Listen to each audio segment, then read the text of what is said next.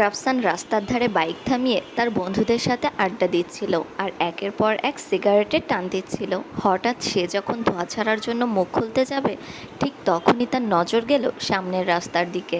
দেখলো সারা সেই ছেলেটার বাইকের পেছনে বসে আছে আর বেশ সহজভাবেই ছেলেটার কাঁধে হাত দিয়ে রেখেছে। দৃশ্যটা দেখা মাত্রই রাফসানের মুখ থেকে জ্বলন্ত সিগারেটটা টুপ করে নিচে পড়ে গেল। মুহূর্তেই তার পুরো চোয়াল শক্ত হয়ে এলো। রোহানও ঠিক সেই সময় সারাকে দেখে ফেলল। সে চট করে রাফসানের দিকে তাকিয়ে আঁতকে উঠল। দেখল রাফসান কেমন যেন হিতাহিত জ্ঞান শূন্য হয়ে গেছে।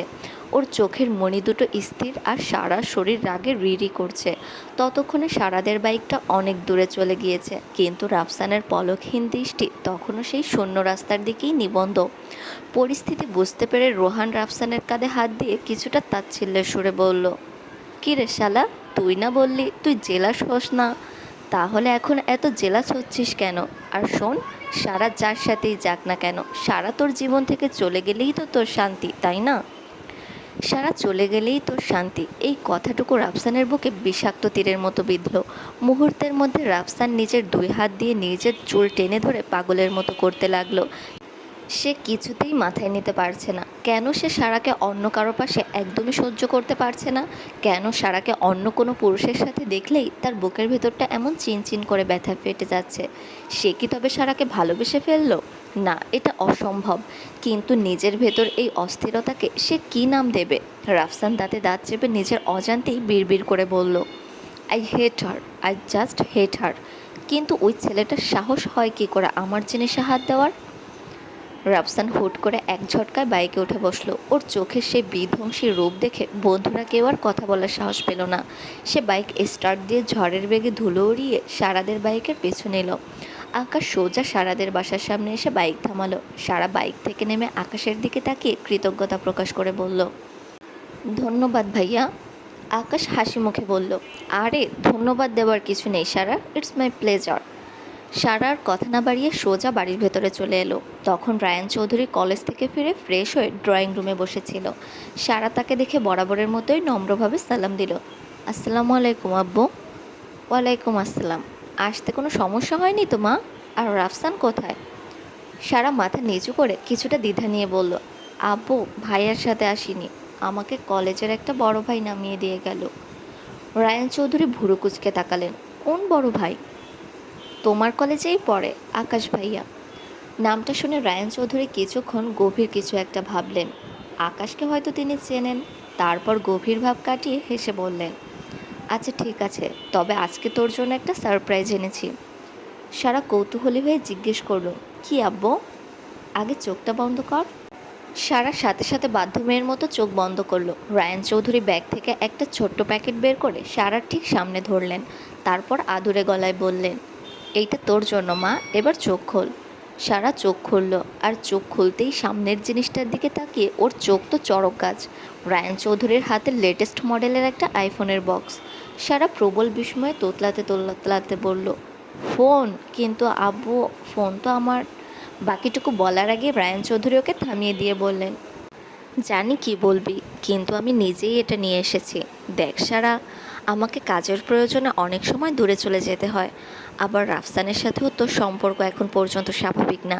তাই আমি মনে করি এই অবস্থায় তোর কাছে একটা ফোন থাকা খুব জরুরি। যখন যা দরকার হবে আমাকে জানাবি।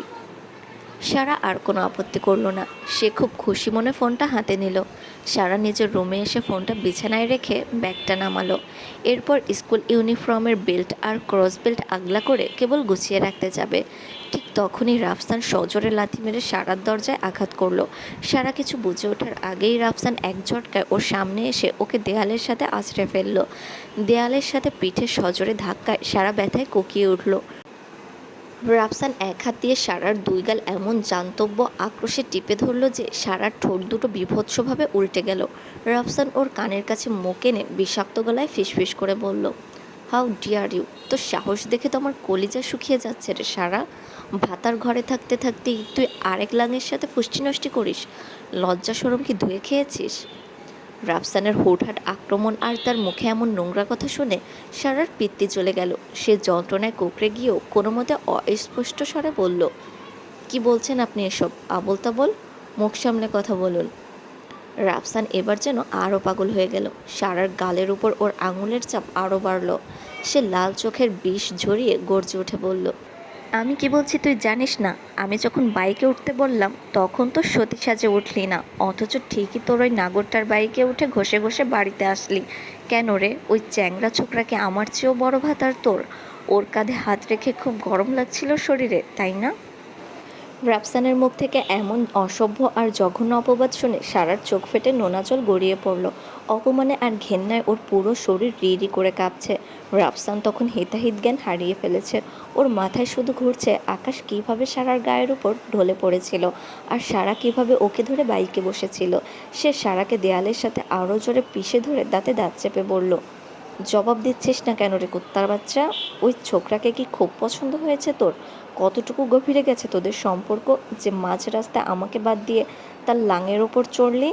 তোর মতো নোংরা মেয়েকে তো বাজারে নামিয়ে দেওয়া উচিত। অবশ্য তোর মতো এসব রাস্তার মেয়ে এসব নোংরামি করবেই।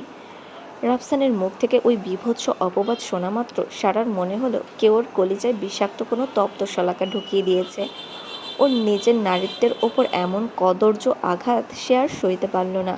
অপমানে আর চরম ঘৃণায় সারার ভেতরটা আগ্নেয়গিরির মতো ফেটে পড়ল। মুহূর্তের মধ্যে সে শরীরের সমস্ত শক্তি এক জায়গায় জড়ো করে রাফসানকে সজোরে এক ধাক্কা মারল। হঠাৎ এমন পাল্টা আক্রমণে রাফসান অপ্রস্তুত ছিল। সে টাল সামলাতে না পেরে ছিটকে দুপা পিছিয়ে গেল। রাফসান নিজেকে সামলে নিয়ে কিছু বুঝে ওঠার আগেই সারা বাঘিনীর মতো ওর ওপর ঝাঁপিয়ে পড়ল। সে হাত উঁচিয়ে রাফসানের গালে কষিয়ে মারল সজোরে এক থাপ্পড়। রাফসান মুহূর্তে থমকে গেল সারার থাপ্পড়ে।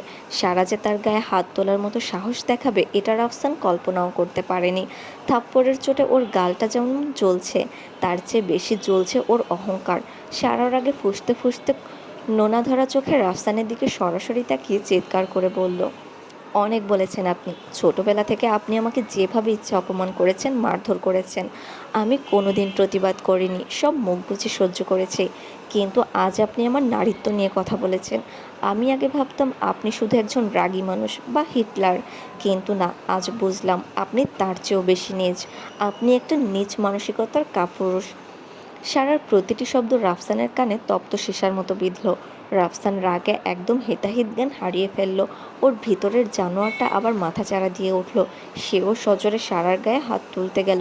হাতটা যখন একদম সারার গালের কাছে, ঠিক তখনই তার চোখে পড়ল সারার মুখের দিকে। দেখল সারার চোখ দিয়ে অঝরে পানি পড়ছে। অপমানে আর কষ্টে মেয়েটা ভেঙে চুরমার হয়ে গেছে। সারার সেই টলমলে চোখের পানি দেখা মাত্র রাফসানের কলিজা যেন এক নিমেষে মোচড় দিয়ে উঠল। ওর হাতটা মাঝপথেই জমে গেল। কেন জানি না ওই চোখের পানি দেখার পর ওর হাত আর সামনের দিকে এগোলো না। রাফসান নিজের মুঠো করা হাতটা নামিয়ে নিল। ওর বুকটা যেন ফেটে যাচ্ছে অদ্ভুত অদ্ভুত এক যন্ত্রণায়। সে নিজের উপর নিয়ন্ত্রণ রাখতে না পেরে সেখান থেকে বড় বড় পা ফেলে রুম থেকে বেরিয়ে গেল। সারা মেঝেতে বসে পড়ে ঢুকরে কেঁদে উঠল। অন্যদিকে রাফসান সোজা নিজের রুমে ঢুকে সজোরে দরজা আটকে দিল। সে নিজের বিছানায় বসে মাথায় 2 হাত দিয়ে চেপে ধরল। ওর মনে হতে লাগলো সারা ওকে থাপ্পড় মেরে যতটা কষ্ট দিয়েছে তার চেয়ে বেশি কষ্ট ওকে সারার ওই চোখের পানি দিচ্ছে। রাফসান নিজের ঘরে ঢুকেই পৈশাচিক উন্মাদনায় ফেটে পড়ল। সে এক ঝটকায় পড়ার টেবিলের ওপরে থাকা ল্যাপটপ, বই খাতা আর পানির গ্লাসটা মেঝেতে আছড়ে ফেলে দিল। ঝনঝন শব্দে কাঁচ ভেঙে চুরমার হয়ে চারিদিকে ছড়িয়ে পড়ল। ঠিক যেমন রাফসানের মনের শান্তিটা আজ ভেঙে টুকরো টুকরো হয়ে গেছে। সে পাগলের মতো ঘরের আসবাবপত্র ভাঙতে লাগলো। দেয়ালের দামি শোপিসটা টান দিয়ে ছিঁড়ে মেঝেতে ফেলে বুট দিয়ে পিষে ফেললো। ভাঙচুর করতে করতে সে অমানসিক গলায় চিৎকার করে বলতে লাগলো, কেন কেন আমি এমন পুড়ে ছারখার হয়ে যাচ্ছি? ওই সামান্য মেয়েটা অন্য কারোর সাথে দেখে আমার ভেতরটা কেন এভাবে জ্বলছে? সে ড্রয়ার থেকে একটা কাচের বোতল বের করে দেয়ালে সজোরে ছুঁড়ে মারল।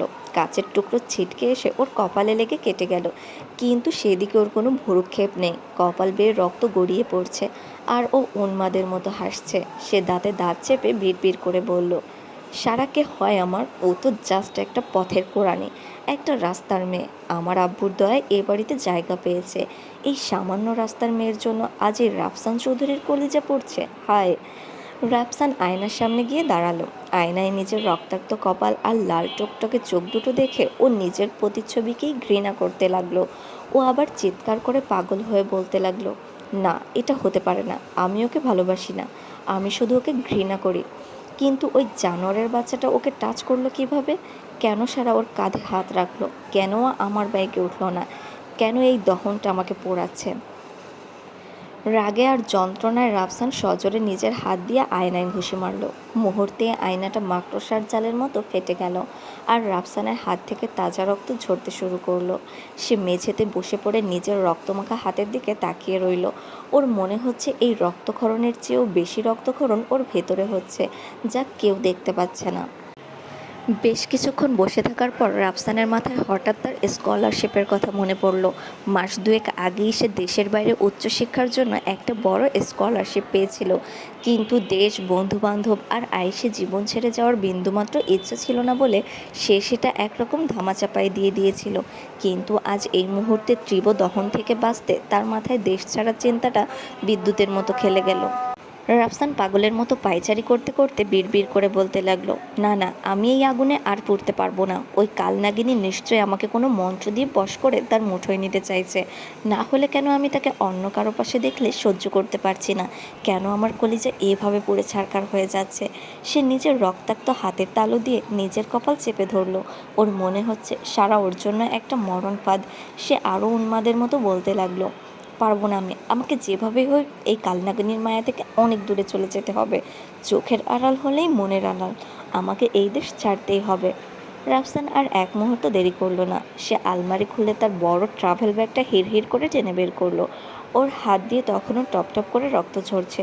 সেই রক্তমাখা হাত দিয়ে সে আলমারি থেকে জামা কাপড় টেনে বের করতে লাগলো। দামি শার্ট প্যান্ট সব রক্তে মাখামাখি হয়ে যাচ্ছে, কিন্তু রাফসানের সেদিকে কোনো খেয়াল নেই। সে হিংস্রভাবে সব কাপড় ব্যাগে ঢোকাতে লাগলো। ওর মাথায় তখন একটাই জেদ, কাল ভোরের সূর্য ওঠার আগেই সে এই বাড়ি এবং এই শহর থেকে নিজেকে সরিয়ে নেবে। সারার ওই মায়াবী চোখের জল আর তার নারীত্বের অহংকার যেন রাফসানকে আর ছুঁতে না পারে। সে ব্যাগ প্যাক করতে করতে মনে মনে বলল, সারা, তুই জিতলি। তোর মায়া থেকে বাঁচতে আজ আমাকে পালানো লাগছে, কিন্তু মনে রাখিস, রাফসান চৌধুরী তোকে কোনোদিন ক্ষমা করবে না। রাত ঠিক ১টা। চারপাশ নিঝুম নিস্তব্ধ। রাফসান নিজের বিশাল ট্রাভেল ব্যাগটা হাতে নিয়ে চোরের মতো নিঃশব্দে বাড়ি থেকে বের হলো। গেট দিয়ে বের হওয়ার পর সে শেষবারের মতো একবার ঘুরে বাড়িটার দিকে তাকালো। অন্ধকার রাতে বাড়িটাকে আজ কেমন যেন অচেনা মনে হচ্ছে। ওর চোখের সামনে ভেসে উঠল এই বাড়িতে কাটানো ছোটবেলার সব মুহূর্ত। মায়ের আঁচল ধরে ঘোরাফেরা, বাবার সাথে বাগানে দৌড়াদৌড়ি। নিজের অজান্তেই রাফসানের দু চোখ বেয়ে নোনা জল গড়িয়ে পড়ল। সে হাতের উল্টো পিঠে চোখের জল মুছে ধরা গলায় বিড়বিড় করে বলল, বাবা, আমাকে ক্ষমা করে দিও। এই প্রথম তোমার ছেলে তোমাকে না বলে এত বড় একটা কাজ করছে। জানি না আর কবে দেখা হবে, তবে খুব শীঘ্রই ফিরে আসব। নিজের খেয়াল রেখো, আর পারলে তোমার এই অভদ্র ছেলেটাকে মাফ করে দিও। বলেই রাফসান আর এক মুহূর্ত দাঁড়ালো না। সে তার বাইকটা স্টার্ট দিয়ে ঝড়ের গতিতে রাতের অন্ধকারে মিলিয়ে গেল। তার চলে যাওয়ার সাথে সাথেই যেন এই বাড়ির একটা অধ্যায়ের সমাপ্তি ঘটল।